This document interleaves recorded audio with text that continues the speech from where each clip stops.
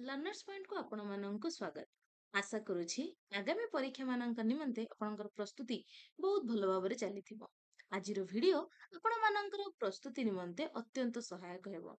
ଆମେ ଏଇ ଭିଡିଓକୁ ଗୋଟେ ସିରିଜରେ ଆଲୋଚନା କରିବା ଏବଂ ଏଇ ସିରିଜରେ ଆମେ ଆଲୋଚନା କରିବା ରଙ୍ଗମଞ୍ଚର ବିକାଶ ଧାରା ସମ୍ପର୍କରେ, ଯାହାକି ଆପଣଙ୍କର ନେଟ୍, ଏସଏସବି, ସିପିଟି, ସିୟୁଇଟି ଇତ୍ୟାଦି ପରୀକ୍ଷା, LTR, TGT Odia, SSB Odia, SSB PGT Odia, OPSC PGT Odia ସମସ୍ତ ପ୍ରକାରର ଓଡ଼ିଆ ପ୍ରତିଯୋଗିତାମୂଳକ ପରୀକ୍ଷା ନିମନ୍ତେ ସହାୟକ ହେବ।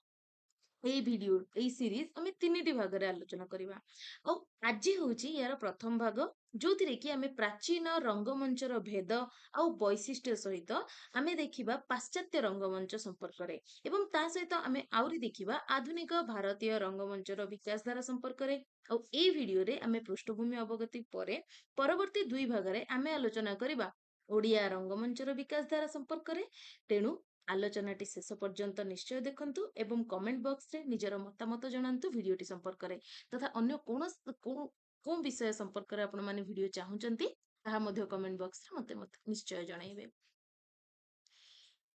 ତେବେ ଆଲୋଚନା ଆରମ୍ଭ କରିବା ପୂର୍ବରୁ ଯଦି ଆପଣମାନେ ଏସଏସବି ପିଜିଟି ଓଡ଼ିଆ 2026 ପାଇଁ କିମ୍ବା ୟୁଜିସି ନେଟ୍ ଓଡ଼ିଆ ଜୁନ୍ 2026 ପାଇଁ ପ୍ରସ୍ତୁତି କରୁଥାନ୍ତି, ତେବେ ଆମ ପାଖରେ କମ୍ପ୍ଲିଟ୍ ଷ୍ଟ୍ରକ୍ଚରାଇଜ୍ଡ କୋର୍ସ ରହିଛି ଏବଂ ଏସଏସବି ପିଜିଟି ଓଡ଼ିଆ କୋର୍ସର ଫିଜ୍ ଆପଣମାନଙ୍କ ପାଇଁ ରହୁଛି ମାତ୍ର 1799 ଟଙ୍କା, ଯୋଉଥିରେ କି ଆପଣମାନେ ପାଇଯିବେ live classes, recorded videos, live କ୍ଲାसेସ୍ର ପିଡିଏଫ୍ ଷ୍ଟଡି ମେଟେରିଆଲ୍ସ ଆଉ ଏମସିକ୍ୟୁ ପ୍ରାକ୍ଟିସ୍ ସେଟ୍ସ ପାଇବେ। ତା ସହିତ ଡାଉଟ୍ କ୍ଲିୟରିଂ ସେସନ୍ସ ଆଉ ଏମସିକ୍ୟୁ ଡିସ୍କସନ କ୍ଲାसेସ୍ ପାଇଯିବେ।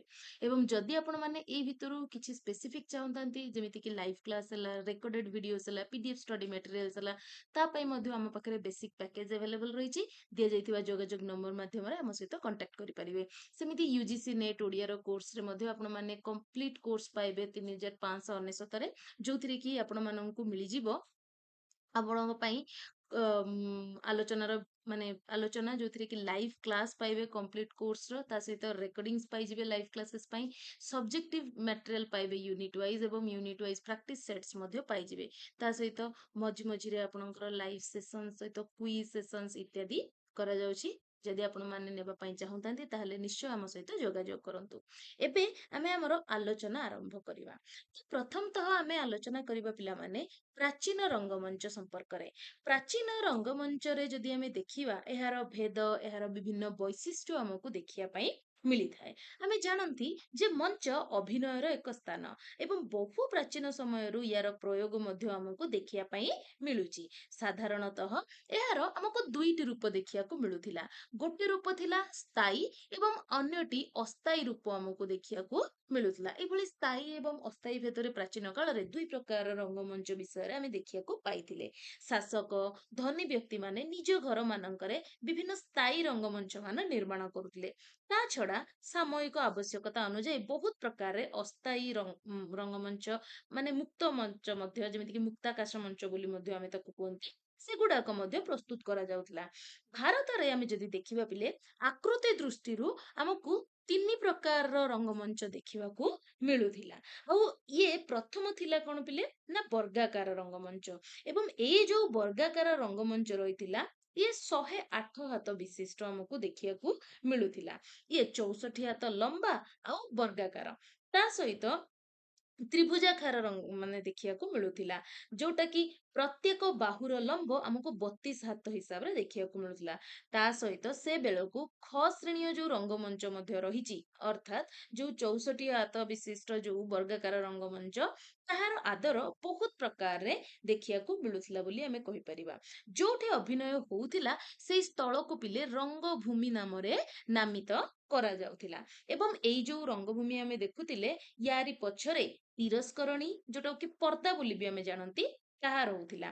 ଆଉ ପର୍ଦ୍ଦାର ପଛ ଅଂଶକୁ ଆମେ କହୁଥିଲେ ନେପଥ୍ୟ।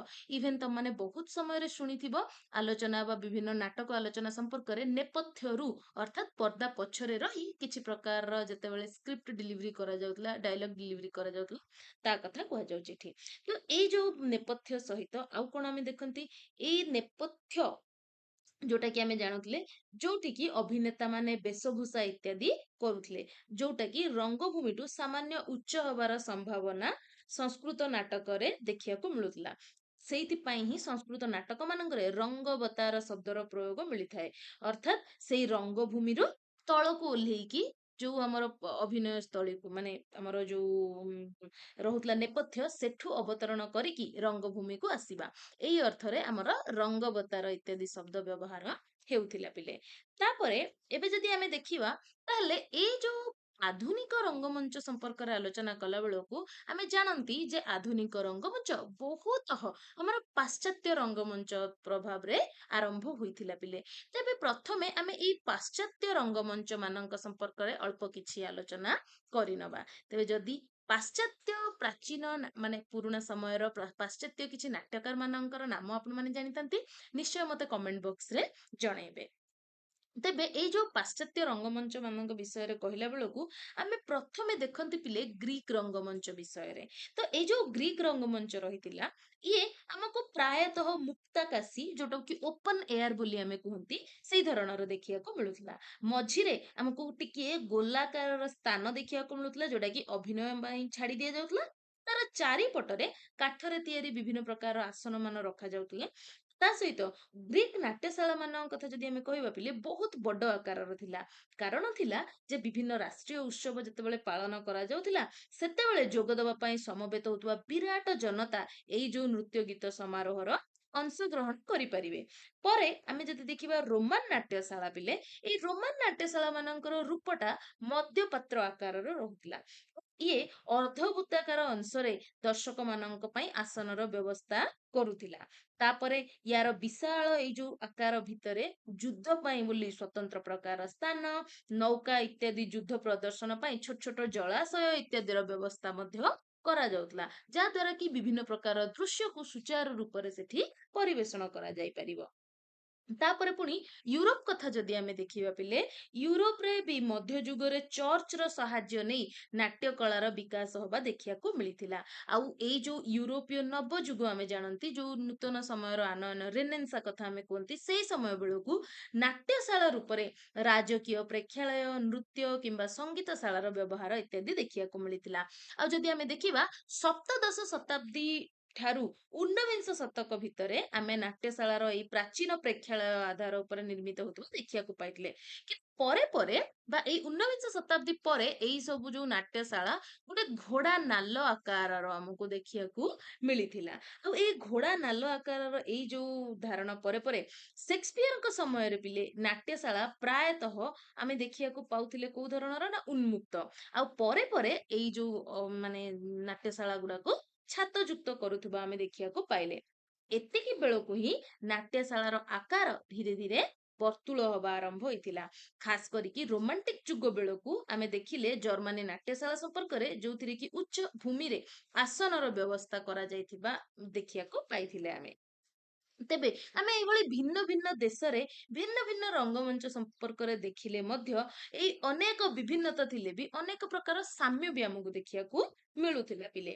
କାହିଁକି ନା ପ୍ରତି ଦେଶର ମଞ୍ଚ ପରିକଳ୍ପନା ମାନେ ଯୋଉ କରାଯାଉଥିଲା ସେଇ ମଞ୍ଚ ନିର୍ମାଣ କାଳରେ ନେପଥ୍ୟ ଗୃହ, ନାଟ୍ୟ ମଞ୍ଚ, ପ୍ରେକ୍ଷାଗୃହ ଏଇ ତିନୋଟା ଦିଗକୁ ଆମକୁ ସାବଧାନରେ ଦୃଷ୍ଟି ଦିଆଯାଉଥିବା ଦେଖିବାକୁ ମିଳିଥିଲା। ପ୍ରତ୍ୟେକ କ୍ଷେତ୍ରରେ ମଞ୍ଚ ଆଉ ନେପଥ୍ୟର ଯୋଉ ବିଧାନ ଗୃହ ରହିଛି ତାକୁ ଏକ ତିରସ୍କରଣୀ ଦ୍ଵାରା ପୃଥକ କରାଯାଉଥିଲା। ଆଉ ମଞ୍ଚ ତଥା ପ୍ରେକ୍ଷାଗୃହ ଭିତରେ ସୁଦ୍ଧା ଏଇ ନିର୍ଦ୍ଦିଷ୍ଟ ଗୋଟେ ବ୍ୟବଧାନ ରଖିବାକୁ ଦେଖିବାକୁ ମିଳୁଥିଲା। ଆଉ ଉଭୟ କ୍ଷେତ୍ରରେ ଏଇ ବ୍ୟବଧାନ ନ ରକ୍ଷା ବୃତ୍ତାନ୍ତରୁ ଜଣା ଯାଇଥାଏ ମଧ୍ୟ।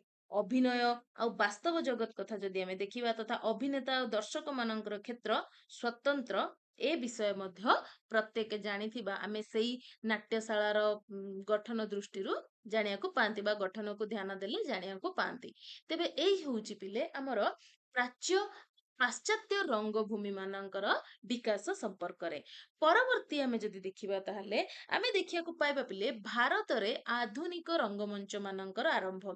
ଏଇ ସବୁ ଯୋଉ ଆଲୋଚନା ଆମେ କଲେ ଏଗୁଡାକ ପ୍ରାଚୀନ ସମୟରେ ଏଇଭଳିଆ ରଙ୍ଗମଞ୍ଚ ଦେଖିବାକୁ ମିଳୁଥିଲା ପିଲେ। କିନ୍ତୁ ଯେତେବେଳେ ଭାରତରେ ଆଧୁନିକ ରଙ୍ଗମଞ୍ଚ ମାନଙ୍କର ଆରମ୍ଭ ହୋଇଥିଲା ସେ ସବୁ ମୁଖ୍ୟତଃ ବା ପାଶ୍ଚାତ୍ୟ ପ୍ରଭାବରେ ନିର୍ମିତ ହେଇଥିବା ଆମକୁ ଦେଖିବାକୁ ମିଳିଥିଲା ପିଲେ। ତେବେ ଆମେ ଯେତେବେଳେ ଦେଖିଛନ୍ତି ଯେ ଇଂରେଜୀ ବଣିକ ମାନେ ଯେତେବେଳେ କି ଏ ଦେଶରେ ସ୍ଥାୟୀ ଭାବରେ ପ୍ରତିଷ୍ଠିତ ହେଇସାରିଛନ୍ତି ତାପରେ ଅର୍ଥ ଉପାର୍ଜନ ତ ସେମାନଙ୍କର ଉଦ୍ଦେଶ୍ୟ ହିଁ ରହିଥିଲା। ତା ସହିତ ବିଭିନ୍ନ ମନୋରଞ୍ଜନର ଉପାୟ ସମ୍ପର୍କରେ ମଧ୍ୟ ଭାବିଛନ୍ତି ସେମାନେ। ସେ ଭିତରେ ଆମେ ଐକତାନ ବାଦ୍ୟ ଦେଖିବା, ଯୁଗ୍ମ ନୃତ୍ୟ, ରାତ୍ରି ଭୋଜନ, ଏ ସବୁ ଭିତରେ ହିଁ ଅଷ୍ଟାଦଶ ଶତକର ପଞ୍ଚମ ଦଶନ୍ଧି ବେଳକୁ ଆଉ ଗୋଟେ ନୂଆ ପ୍ରକାରର ବ୍ୟବସ୍ଥା ଆରମ୍ଭ ହେଇପାରିଥିଲା। 1757 ମସିହା କଥା ପିଲେ, ଯେତେବେଳେ କି ପଲାସି ଯୁଦ୍ଧରେ ଇଂରେଜ ମାନେ ଜୟଲାଭ କରିଛନ୍ତି ଆଉ ଭାରତ ବର୍ଷରେ ପ୍ରଭୁତ୍ୱ ପାଇଯାଇଛନ୍ତି। ତାପରେ ପରେ ଏଇ ଜାତି ଆମୋଦ ପ୍ରମୋଦର ନୂତନ ବ୍ୟବସ୍ଥା ସମ୍ପର୍କରେ ମନ ଦେଇଥିଲେ। ସେତେବେଳେ ଆରମ୍ଭ ହେଇଥିଲା ପିଲେ ଆମର କଣ ନା 1776 ମସିହା ବେଳକୁ କଲିକତା ଥିଏଟର୍ସ। ଆଉ ଏଇ ଯୋଉ କଲିକତା ଥିଏଟର୍ସ ରହିଲା, ଏଥିରେ 1887 ମସିହାରେ ଅଭିନେତ୍ରୀ ଶ୍ରୀମତୀ ବ୍ରିଷ୍ଟୋ ନିଜେ ଏକ ମଞ୍ଚ ନିର୍ମାଣ କରିଥିଲେ ଆଉ ପ୍ରଥମ ଥର ପାଇଁ ହିଁ ଅଭିନେତ୍ରୀ ମାନଙ୍କୁ ମଞ୍ଚ ପ୍ରବେଶରେ ଅଧିକାର ଦେଇଥିଲେ। ତ 1876 ମସିହାରେ ପ୍ରଥମେ ଆମର ଏଇ କୋଲକାତା ଥିଏଟର୍ସ ଆରମ୍ଭ ହେଇଥିଲେ ମଧ୍ୟ ନାରୀ ମାନଙ୍କର ମଞ୍ଚରେ ଅଭିନୟ ଆରମ୍ଭ ହେଇଥିଲା 1787 ମସିହା ବେଳକୁ ପିଲେ। ପରେ ଜଣେ ରୁଷୀୟ ନାଟ୍ୟପ୍ରେମୀ ସି ଗୋରାସିମ୍ ଲେବେଡେଭ ନା ତାଙ୍କର, ଯିଏକି ପ୍ରଥମ ଥର ପାଇଁ ବୋଲି ବଙ୍ଗଳା ଭାଷାରେ ରଚିତ ନାଟକ ଅଭିନୀତ କରେଇଥିଲେ। ପୁଣି ସିଏ କଲିକତାରେ ଏଇ ଯୋଉ ନ୍ୟୁ ଥିଏଟର୍ସ କଥା ଆମେ ଦେଖୁଛନ୍ତି, ସେଇ ନ୍ୟୁ ଥିଏଟର୍ସ ନାମକ ମଞ୍ଚଟେ 1795 ମସିହାରେ କେବଳ ବଙ୍ଗୀୟ ଦର୍ଶକ ମାନଙ୍କର ମନୋରଞ୍ଜନ ପାଇଁ ଆରମ୍ଭ କରିଥିଲେ। ସେଇଠି ସେ କଣ କରିଥିଲେ ନା ଛଦ୍ମ ବେଶ ନାଁରେ ଗୋଟେ ନାଟକର ଅଭିନୟ କରେଇଥିଲେ 1795 ମସିହାରେ। ନେକ୍ସଟ ଯଦି ଆମେ ଦେଖିବା, ଏଇ ଯୋଉ ନାଟକରେ ମଞ୍ଚ, ଆସନ ବ୍ୟବସ୍ଥା, ସଙ୍ଗୀତ ପ୍ରୟୋଗ, ଏଇ ସବୁ ପୁରାପୁରି ବା ସମ୍ପୂର୍ଣ୍ଣ ଭାବରେ ଭାରତୀୟ ମତରେ କରାଯାଇଥିଲା। ତଥାପି ୟୁରୋପୀୟ ଯନ୍ତ୍ର ସଙ୍ଗୀତର ବ୍ୟବହାର ମଧ୍ୟ ଆମକୁ ଏଥିରେ ଦେଖିବାକୁ ମିଳିଥିଲା। ଲେବେଡେଭକୁ ବଙ୍ଗୀୟ ରଙ୍ଗମଞ୍ଚର ପ୍ରଥ ପ୍ରଦର୍ଶକ ହିସାବରେ ମଧ୍ୟ ଆମେ ଗ୍ରହଣ କରିଥାନ୍ତି ପିଲେ। ତାପରେ ପରେ 1808 ମସିହାରେ ପିଲେ ଚନ୍ଦନନଗର ଠାରେ ଫରାସୀ ମାନଙ୍କ ଦ୍ଵାରା ଆରମ୍ଭ ହେଲା ଚନ୍ଦନନଗର ଥିଏଟର୍ସ। ଆମେ ଜାଣିଛନ୍ତି କେବଳ ଯେ ଇଂରେଜ ମାନେ ନୁହଁ, ୟୁରୋପୀୟ ବିଭିନ୍ନ ଜାତି ଏଠି ଉପନିବେଶ କରିଥିଲେ। ତ ଚନ୍ଦନନଗର ମଞ୍ଚକୁ ଆରମ୍ଭ କରିଥିଲେ କିଏ? ଫରାସୀ ମାନେ। ଆଉ ତାର ନାଁ ହିଁ ଦେଇଥିଲେ ଚନ୍ଦନନଗର ଥିଏଟର। ଆଉ ତାପରେ ଆମେ ଦେଖିଛନ୍ତି ଏଥନମ ଥିଏଟର ଏବଂ ଚୌରଙ୍ଗୀ ଥିଏଟର, ଯୋଉଟା କି 1813ରେ ଆମକୁ ଦେଖିବାକୁ ମିଳିଥିଲା। ଆଉ କଲିକତାରେ ଏତିକି ବେଳକୁ ଆମେ ଦେଖିଥିଲେ ଊନବିଂଶ ଶତକର ଶେଷ ଭାଗକୁ ପ୍ରାୟ ବହୁତ ଗୁଡାଏ ମଞ୍ଚ, ଯେମିତି କି national theatres, Hindu national theatres, oriental theatres, Bengal theatres ଆଉ ବନାରସ ଥିଏଟର୍ସ। ଏଇଭଳି ବିଭିନ୍ନ ପ୍ରକାରର ମଞ୍ଚ ପରେ ଆମେ ଏଥିରୁ ସ୍ପଷ୍ଟ ଭାବରେ ଜାଣିପାରିଥାନ୍ତି ଯେ ବଙ୍ଗୀୟ ରଙ୍ଗମଞ୍ଚ ପ୍ରତିଷ୍ଠାରେ ୟୁରୋପୀୟ ମାନଙ୍କର ଦାନ ଅବିସ୍ମରଣୀୟ। ଆଉ ନାଟକ ଅଭିନୟର ଆର୍ଥିକ ଦିଗ କଥା ଯଦି ଆମେ ଦେଖିବା, ତାହେଲେ ବେଶ ଉତ୍ସାହପ୍ରଦ ଥିଲା। ଯେହେତୁ ଏଇ ଯୋଉ ଦିଗଟି, ସେଇଥିପାଇଁ କ୍ରମେ କ୍ରମେ କଣ ହେଇଥିଲା ପିଲାମାନେ, ନା ଧୀରେ ଧୀରେ ଆମର ଏଠି ବହୁ ସ୍ଥାନୀୟ ବ୍ୟବସାୟୀ ମାନେ ମଧ୍ୟ ରଙ୍ଗମଞ୍ଚ ପ୍ରତି ଆକୃଷ୍ଟ ହବା ଆରମ୍ଭ କରିଥିଲେ। ଆଉ ପୁଣି ଏଇ ଥିଏଟରର ଆଦର୍ଶ ହିଁ ଥିଲା ୟୁରୋପୀୟ ରଙ୍ଗମଞ୍ଚ। ତାପରେ ବମ୍ବେରେ ପ୍ରାୟତଃ 1770 ମସିହା ବେଳକୁ ଏଇ ଧରଣର ରଙ୍ଗମଞ୍ଚ ସ୍ଥାପିତ ହେଲା। ସେଇଠି ମୁଖ୍ୟତଃ ଇଂରେଜୀ ନାଟକ ଅଭିନୀତ ହଉଥିବା ଆମକୁ ଜଣା ଯାଇଥାଏ।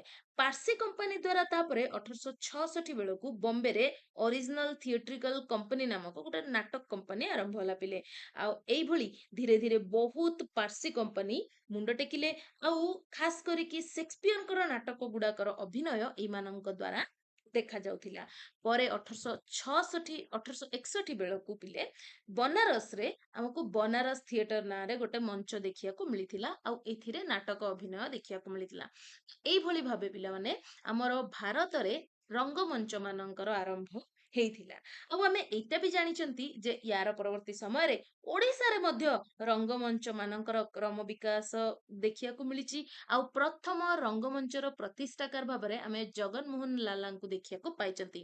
ତେବେ ପୂର୍ବରୁ ଅନ୍ୟ ଏକ ଭିଡିଓରେ ଆମେ ଜଗନମୋହନ ଲାଲାଙ୍କ ସମ୍ପର୍କରେ ତଥା ତାଙ୍କ ବାବାଜୀର କଥାବସ୍ତୁ ସମ୍ପର୍କରେ ଅତି ବିସ୍ତୃତ ଭାବରେ ଆଲୋଚନା କରିଛନ୍ତି। ଯୋଉମାନେ ବାବାଜୀ ନାଟକର କଥାବସ୍ତୁ ଜାଣିବାକୁ ଚାହୁଁଛନ୍ତି କିମ୍ବା ଜଗନମୋହନ ଲାଲାଙ୍କର ପ୍ରଥମ ନାଟକ ବିଷୟରେ ଜାଣିବାକୁ ଚାହୁଁଛନ୍ତି, ଓଡିଆ ସାହିତ୍ୟର ପ୍ରଥମ ନାଟକ ସମ୍ପର୍କରେ ଜାଣିବାକୁ ଚାହୁଁଛନ୍ତି, ସେଇ ଭିଡିଓଟି ନିଶ୍ଚୟ ଦେଖିନେବେ। ମୁଁ ଡେସ୍କ୍ରିପସନରେ କିମ୍ବା ଉପରେ ଥିବା ଆଇ ବଟନରେ ସେଇ ଭିଡିଓଟି ଆଡ୍ କରିନେବି।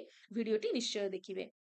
ଆମେ ସମସ୍ତେ ଜାଣନ୍ତି ଯେ ପାଖାପାଖି 1872 ବେଳ ମସିହା ପୂର୍ବରୁ ଓଡ଼ିଶାରେ କୋଉଠି ବି ଆଧୁନିକ ନାଟକ ଅଭିନୟର ଆମ ପାଖରେ ସମ୍ବାଦ ନାହିଁ ପିଲେ। ଆଉ ସେଇ 1872 ମସିହା ଜୁଲାଇ 27 ତାରିଖ ଶନିବାର ଦିନ ଆଉ 30 ତାରିଖ ମଙ୍ଗଳବାର ଏଇ ଦି ଦିନ କ୍ୟାଥଲିକ ସ୍କୁଲରେ ଇଂରାଜୀ ନାଟକ ଅଭିନୟ ହେଇଥିବାର ଆମକୁ ସମ୍ବାଦ ମିଳିଥାଏ।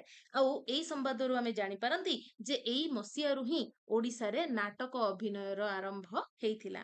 ତେବେ ଆଜିର ତ ଆଲୋଚନା ଏତିକି। ପରବର୍ତ୍ତୀ ଆଲୋଚନାରେ ଆମେ ଓଡ଼ିଶାରେ ଆରମ୍ଭ ହୋଇଥିବା ବା ଓଡ଼ିଶାରେ ବିକାଶ ଲାଭ କରିଥିବା ଯୋଉ ରଙ୍ଗମଞ୍ଚ ମାନଙ୍କ ସମ୍ପର୍କରେ ବିସ୍ତୃତ ଭାବରେ ଆଲୋଚନା କରିବା। ତେବେ ପରବର୍ତ୍ତୀ ଭିଡିଓଟି ନିଶ୍ଚୟ ଦେଖନ୍ତୁ ଏବଂ ଆଜିର ଆଲୋଚନା କିପରି ଲାଗିଲା ମତେ କମେଣ୍ଟ ବକ୍ସରେ ନିଶ୍ଚୟ ଜଣେଇବେ ତଥା ଅନ୍ୟ କୋଉ ବିଷୟ ସମ୍ପର୍କରେ ଆପଣମାନଙ୍କୁ ଭିଡିଓ ଆବଶ୍ୟକ କମେଣ୍ଟରେ ନିଶ୍ଚୟ ଜଣାନ୍ତୁ। ଯଦି ଆପଣମାନେ ଏସଏସବି ପିଜିଟି ଓଡ଼ିଆ କିମ୍ବା ୟୁଜିସି ନେଟ୍ ଓଡ଼ିଆ ପାଇଁ ପ୍ରସ୍ତୁତି କରୁଥାନ୍ତି ତାହେଲେ ଆମ ପାଖରେ କମ୍ପ୍ଲିଟ ଷ୍ଟ୍ରକ୍ଚର୍ଡ କୋର୍ସ ରହିଛି। ଆପଣମାନଙ୍କର ଆଗ୍ରହ ଯଦି ରହିଛି ନିଶ୍ଚୟ ଦିଆଯାଇଥିବା ଏଇ କଣ୍ଟାକ୍ଟ ନମ୍ବର ମାଧ୍ୟମରେ ଆମ ସହିତ ଯୋଗାଯୋଗ କରିପାରିବେ। ଭିଡିଓଟି ଶେଷ ପର୍ଯ୍ୟନ୍ତ ଦେଖୁଥିବାରୁ ଆପଣମାନଙ୍କୁ ବହୁତ ବହୁତ ଧନ୍ୟବାଦ।